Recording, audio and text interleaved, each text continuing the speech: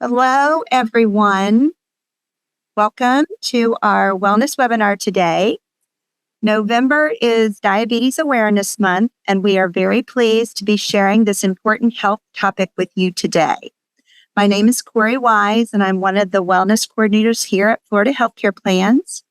Joining me today and monitoring the chat is my coworker, Carla Cosio. After Tiffany's presentation, we are going to be sharing a testimonial for you. We're really excited about this from one of our Florida Health Care Plan members who made some great changes to his lifestyle and health and wanted to share his story with all of Florida Healthcare Plans. So I want to go ahead and introduce Tiffany McClure. She's a registered dietitian here at Florida Healthcare Plans. And Tiffany, we're really excited that you're with us today. Thank you, Corey, for allowing me to present. And just like Corey said, it is Diabetes Awareness Month. So what is really important about that is figuring out how we can prevent diabetes. So we're going to navigate through that a little bit today. So first, let's start by defining what is prediabetes. It's also called an increased risk for diabetes. So this is when your blood sugar is elevated, but it would not be high enough for a diagnosis of type 2 diabetes. So this occurs when something called insulin resistance is present. So insulin is a hormone that helps the body utilize glucose that is broken down from the food that you've eaten. And in order to convert that to energy, insulin is required. So when your body is not responding to the insulin that is secreted by the pancreas, that blood glucose will build up and result in a high blood glucose value. So what are the risk factors for prediabetes? So you'll see, here's a little list for you. Some of the things on this list are some things that we can control, but several of them might be outside of our control. So let's talk about a few of these. If we are carrying excess weight, that does put you at increased risk. So that's certainly something that we can do is try to manage our weight. Our age, unfortunately, is not in our control. I think if it were, we'd all be turning that clock back a little, wouldn't we? But if you are 45 years of age or older, you would be at an increased risk for diabetes. So genetics do come into play if you have a family history of type 2 diabetes. If you are physically active less than 3 days per week, you would be at an increased risk for diabetes. For those ladies out there, if you have a history of gestational diabetes during your pregnancy, or if you have or have ever been diagnosed with something called polycystic ovarian syndrome, you would be at an increased risk for diabetes. Also, folks who have heart disease, hypertension, you would be at an increased risk. And then there are certain ethnic groups that are at an increased risk for diabetes.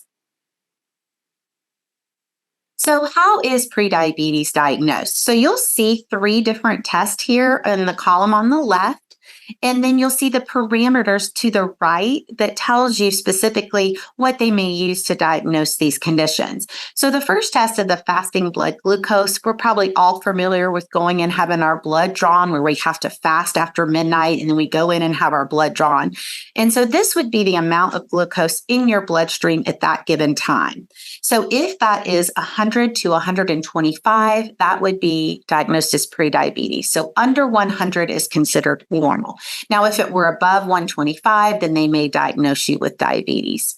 The next test you see here is an oral glucose tolerance test. It's where they would have you drink a very sweet kind of solution.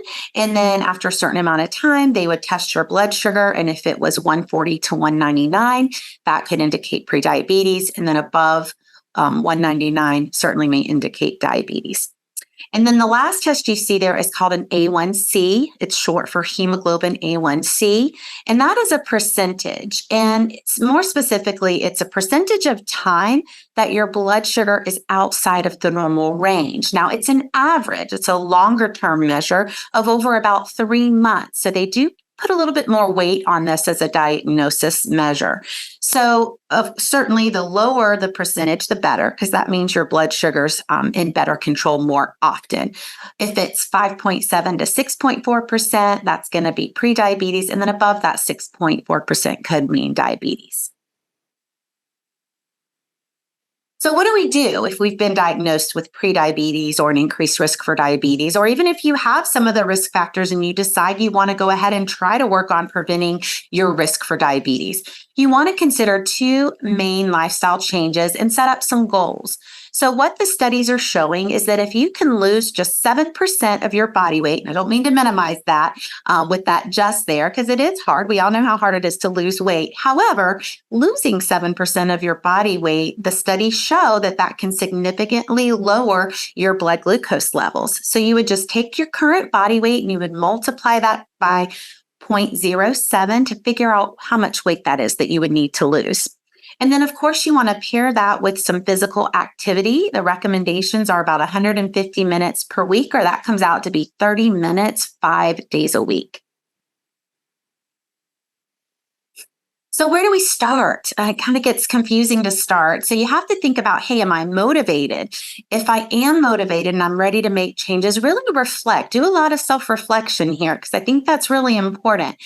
Think about, what is your motivation? Is it that you don't want diabetes? Is it that you want to be healthy or feel better? I had a gentleman in my office just tell me, look, I just want to live. I just want to make sure I'm setting up an environment where I get to live and live longer. So you have to really explore what your motivation is and start with that.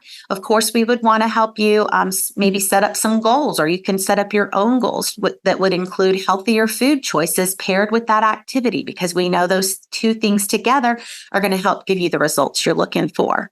You want to make sure you have a way to monitor your progress when you set up goals.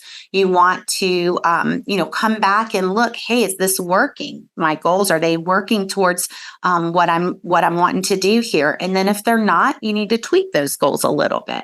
And of course, you certainly want to have a good support system, to help you stay in this for the long haul, because you've really got to make these sustainable changes that you can carry out to keep you healthy for the remainder of your life. And I just want to say that Florida Healthcare Plans, we do in the member education department see folks who have Florida Healthcare Plans insurance, and it's included in your plan, and we're happy to be that support for you and help you set up goals. So if we think about just some general nutrition information, we know there are certain things that we should probably have more of. I always like to approach my lifestyle changes in a more positive way and think of not necessarily what I need to restrict or restricting myself, but what do I need to have more of that's going to help my body, that's going to help me be more healthy and help me reach my goals. So we're talking about increasing those non-starchy vegetables. They're low calorie, they're high in vitamins and minerals, and high in fiber. We want to make sure we're getting in 2 to 3 servings of fresh fruit per day, and then get lots of whole grains and high fiber grains.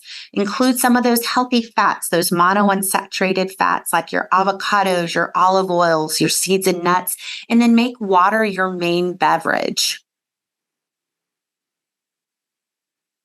So I'm sure a lot of you have seen the Healthy Plate, or this plate visual. I love this. It was something that replaced the USDA's food guide pyramid. I think this makes it a lot more practical for folks to visualize how they can make their meals more healthy by visualizing your plate. So you want to, when you're trying to prevent diabetes, you want to make half of your plate those non-starchy vegetables, just because of what I mentioned before. They're loaded with those micronutrients that will keep us healthy and help our body to function properly. They're low in calories on their own. They're high in fiber. And so that's just a good place to be when you're looking to lose weight and prevent diabetes. We also want to make sure that we're including some protein every time we eat, some lean protein. So fill in about 25% of your plate with some sort of protein. And then reserving that last 25% of your plate for those foods that do have carbohydrates or naturally occurring sugars in them. We want to limit those because we know those foods are what turn into glucose and can raise our blood sugar high. We want to have them because they do offer us some great nutrients, but we just want to be mindful of how much of those we're having. And then again, keeping water as your main beverage. And even consider something like the Mediterranean eating pattern. We don't even like to call it a diet because it's really a lifestyle of the folks who live around the Mediterranean Sea. We're talking about the countries of Italy, we're talking about Greece, Croatia, even northern Egypt, and Turkey, and places like that. They study the Mediterranean eating pattern because they are showing that people that live there actually have longevity of life compared to Americans, and they have less chronic illnesses or comorbidities. And so, what do we know about it? What are the main concepts of the Mediterranean eating pattern? Well, they eat fish and seafood as their main protein, and they actually only do that maybe 2 or 3 times a week. They eat a lot of plant-based proteins. They eat tons of beans and vegetables. They have lots of the monounsaturated fats, mainly in the form of olive oil, but they do also include nuts and olives and other monounsaturated fats as well. If you are interested in this type of eating pattern, there's a beautiful website we love to reference because it's got wonderful pictures, videos, and recipes. And you can see it at the bottom of the screen there. It is called Med instead of meds.com. And the concept there is if you eat a Mediterranean style of eating, you may not have to take as many medications. So that's kind of their premise. But I would encourage you to check that out if you're interested in the Mediterranean eating pattern and learning more about that. So what would be some practical meals and things to have? So a lot of people want to know, okay, well, what does that look like? Tell me some things to eat. So here's a couple of ideas. So for breakfast, what if you paired some plain Greek yogurt with some berries, chopped nuts, and then chia or flax seeds? Chia and flax seeds are great sources of soluble fiber, as well as omega-3 fats that we know are good for inflammation and highly recommended on heart-healthy diets. You could also do some scrambled eggs or even egg whites with chopped vegetables and a slice of whole grain toast that would be topped maybe with a little bit of nut butter or avocado. Then for lunch, you could do maybe a mixed green salad with some tuna on it, some vegetables, sunflower seeds, and oil and vinegar dressing, followed by a small piece of fresh fruit. You could do something like a whole grain pita if you're more of a sandwich person, doing a whole grain pita, half of one, or a high fiber tortilla with some low sodium lunch meat in there, or fresh chicken or turkey with a little bit of avocado and hummus. Makes it a very Mediterranean. And our dinner ideas would be maybe some salmon with some cooked quinoa or brown rice. You could also use barley, followed by some seasonal vegetables. You could also do some baked chicken, half of a sweet potato with a mixed green salad. If you are going to do red meat, we recommend something lean like a sirloin and doing a small portion of that with maybe one of the winter squashes and then some nice roasted vegetables, like maybe some roasted broccoli.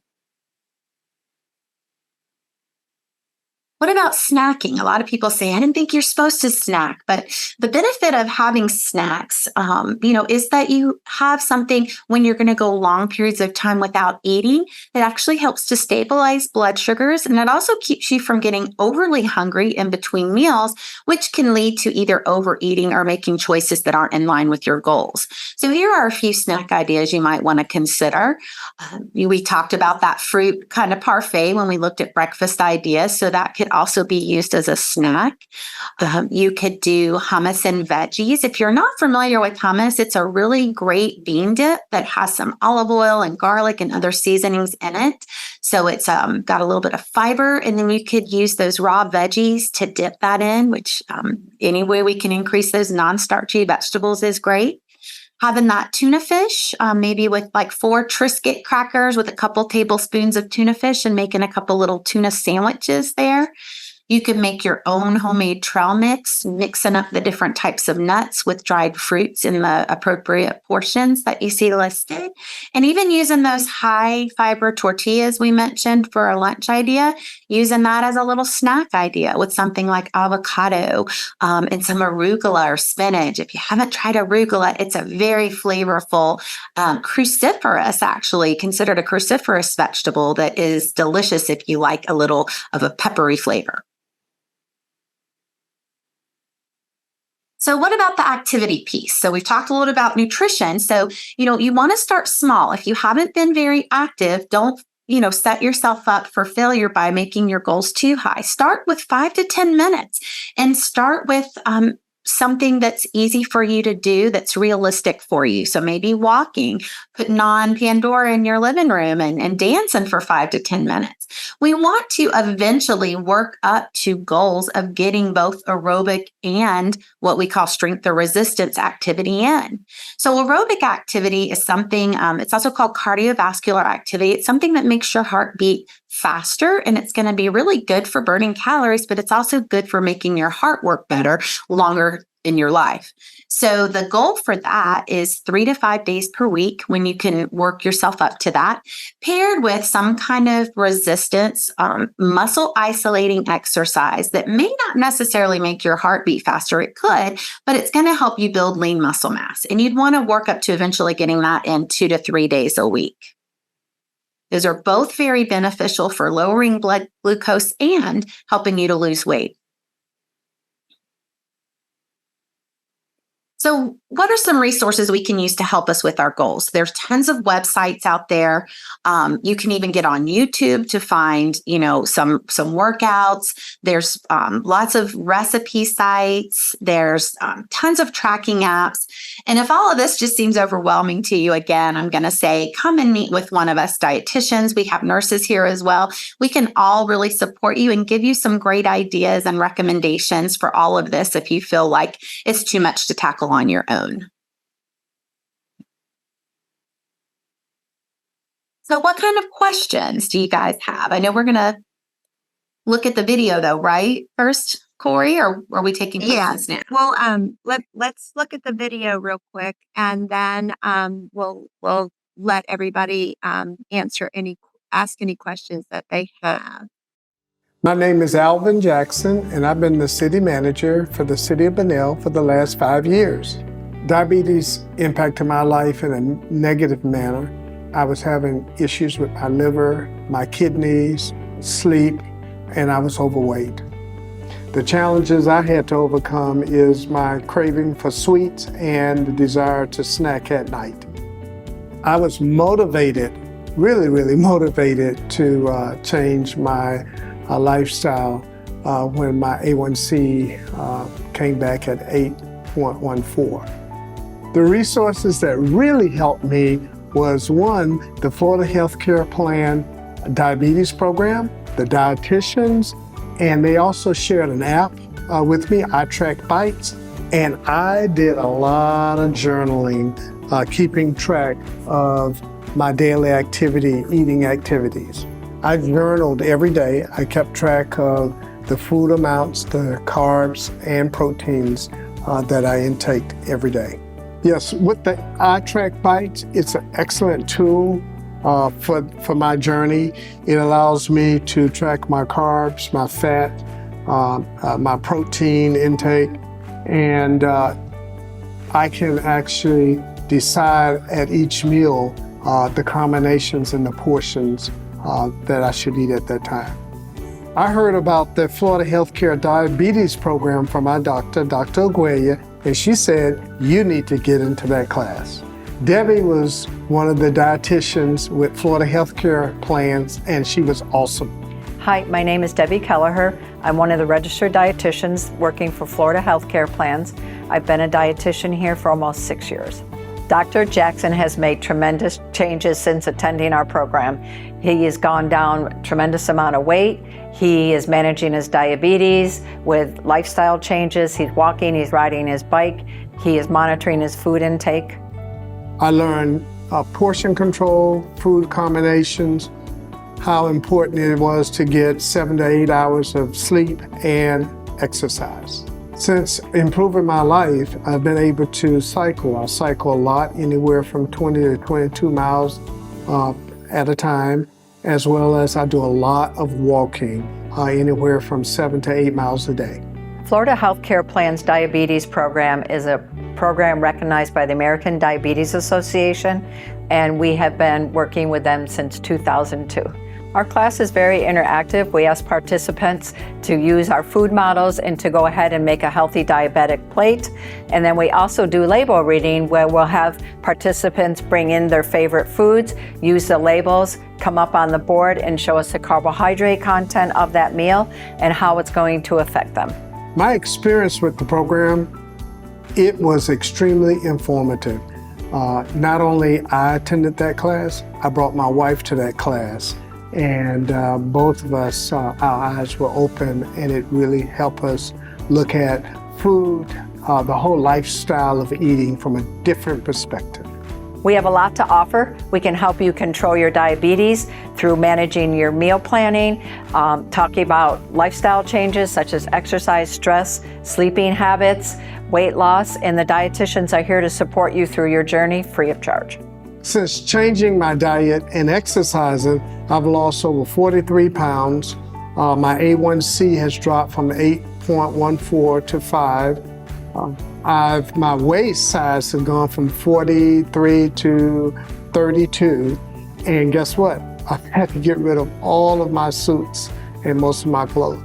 My message to others looking to change your lifestyle is that diabetes is very destructive. And you have to make up your mind that you're going to change your lifestyle of eating, exercising, and resting. For me, the Florida Healthcare Diabetes Program saved my life.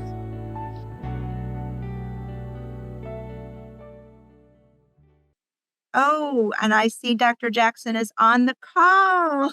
Hi, Dr. Jackson.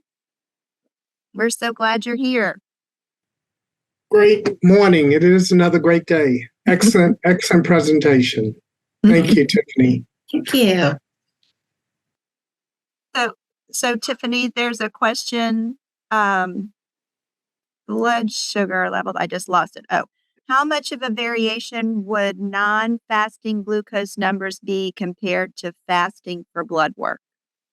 Right. That's a good question. So I believe in the chart there that when we're fasting, the blood sugar number under 100 would be a normal value, and under 140 when you're not fasting would be considered a normal value, because it is natural for food to make our blood sugar rise. So if you haven't been fasting, you can expect it to be elevated, but under 140 would be considered the normal value for the non-fasting. And then somebody wants to know, how can we join your program? Great question. So you can give us a call.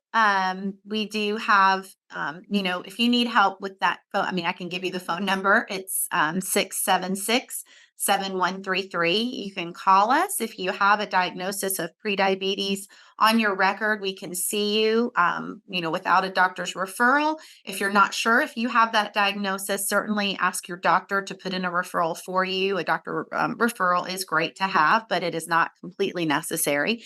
If you're looking just to lose weight, call us. We can help you. So just give us a call and we'll guide you from there. Okay.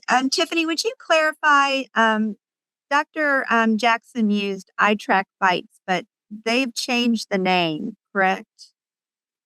I believe it may be called Healthy with an I. Healthy with an H-E-A. Yes, I believe that is the same one. I think Catherine can also verify that for me. But I do think that is the newer version. You can check that out. You're correct, Tiffany. Okay. It's called Healthy with an I. Okay. And Catherine reminded us that all member education services are free to Florida Healthcare Plan members. So Yes. Absolutely. And those of you that don't know Catherine Robinson, she is the head of our member education department. And Catherine, we so appreciate you and your team. Well, they do a great job and the services are here and available. It's just a matter of having the desire to come. And I want to thank Dr. Jackson for his efforts to want to support our department. He has done a phenomenal job. And Debbie is another dietitian that he alluded to. She's one of our team members. We actually have 6 registered dietitians on staff and 2 registered nurses on staff, and that they do nothing but education all day. And we actually travel to a variety of facilities. So if you're close to another facility, Palm Coast, Orange City, Deltona, St. Augustine, we can come see you. We have scheduled hours there. So just give us a call and we'll set it up. We also do Zoom. So if you don't want to come to a facility, we can actually teach you through the Zoom program, which is what you're on now. I believe there's a question about if folks who have Medicare are allowed to come and get the services, and the answer to that is yes. They have the Medicare Advantage, Florida Healthcare Medicare Advantage. Those services are certainly totally available to them for no charge. If they have Medicare only, they can be referred through an endo, and then it would be the standard 20% copay charge that Medicare requires. But that's not our department, it's another department. But certainly we welcome you to come and we want to help you the best we can to meet your goals. So again, I want to thank everybody for joining us today. It was a great turnout. So glad you're here. Thank you, Dr. Jackson, for sharing your story. Thank you, Catherine and Tiffany and Deb Kelleher for helping out in the video. This is our last webinar for 2023. So we look forward to next year, 2024, with more wellness webinars with all of you. Thank you all for supporting our webinar series and for supporting the Health Promotion and Wellness Department. So we look forward to seeing you again. Everybody have a wonderful and safe holiday. And you can join us again at 4:00 if you'd like. We're going to do this all over again. Thank you all. Hi, everyone. Bye.